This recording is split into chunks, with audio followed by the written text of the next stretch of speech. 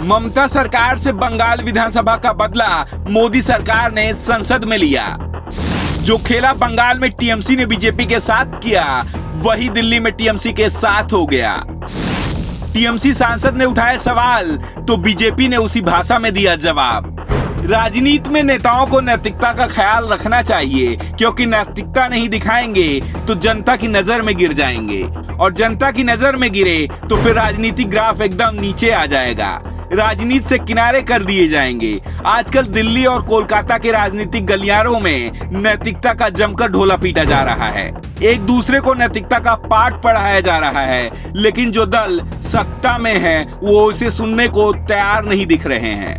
नैतिकता के तगाजे से खुद को ऊपर बता रहे हैं। टीएमसी का दावा है, वैसे भी बीजेपी से उम्मीद नहीं रहती है कि वो विपक्ष को सम्मान देगी, लेकिन ये संसदीय परंपराओं को निभाएगी, इसकी उम्मीद बनी रहती है।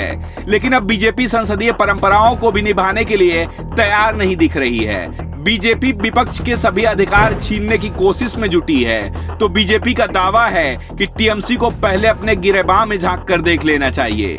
खुद का घर अगर शीशे का है तो दूसरे के घर पत्थर नहीं उछालने चाहिए। बीजेपी के साथ जो खेला ममता बनर्जी ने पश्चिम बंगाल विधानसभा में किया, वही खेला संसद में बीजेपी ने टीएमसी के साथ कर दिया।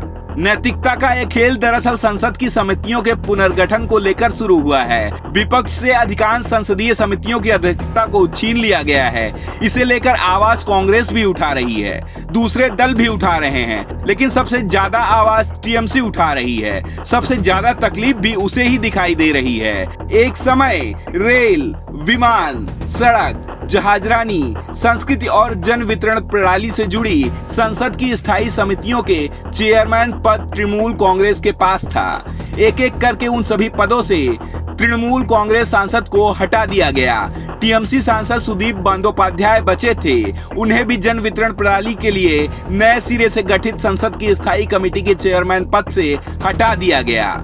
उनकी जगह बंगाल से भाजपा सांसद लाकेट चटर्जी की नियुक्ति हुई है। टीएमसी ने इस पर आपत्ति जताई।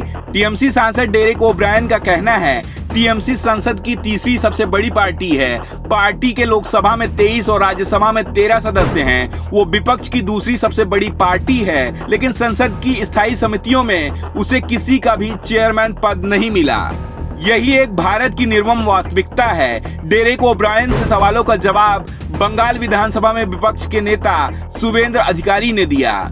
शुवेंद्र ने कहा कि टीएमसी को नैतिकता पर बोलने का अधिकार नहीं है। संसदीय समिति में जो परिवर्तन हुए हैं वो नियमों के अनुसार हुए हैं, लेकिन बंगाल विधानसभा में जो हुआ वो किस नियम के अनुसार हुआ? विधानसभा की लोक लेखा समिति यानी पीएसी के चेयरमैन पद का मुख्य विपक्षी दल के विधायक को दिया जाता है। इसके लिए विपक्षी दल की ओर से ही विधायक का नाम सुझाया जाता है, लेकिन बंगाल विधानसभा में पीएसी का चेयरमैन पहले मुकुल रॉय को बनाया गया। जब राय ने इस्तीफा दिया तो कृष्ण कल्याणी को उस जगह पर बैठा दिया गया। ये दोनों बीजेपी से ही चुनाव जीतकर विधानसभा में पहुंचे थे, लेकिन चुनाव परिणाम में कुछ दिन बाद ही दल बदल टीएमसी में शामिल हो गए। बीजेपी ने दोनों सदस्यता को समाप्त कराने के लिए विधानसभा अध्यक्ष को नोटिस भी दिया, लेकिन विधानसभा अध्यक्ष कोई एक्शन नहीं ले रहे हैं। टीएमसी ने तो दल बदलुओं को विधानसभा की समितियों में जगह दी है। केंद्र की मोदी सरकार ने कम से कम दल बदलुओं को ताकत नहीं दी है। जाहिर सी बात है, बीजेपी ने संसद में वो ही खेला टीएमसी के साथ खेला है, जो खेल टीएमसी ने बंगाल विधानसभा में उसके साथ खेला है। साफ है कि अभी टीएमसी और बीजेपी के बीच इसे लेकर जंग लंबी चलने वाली है। Bureau report, the Navdarpan news.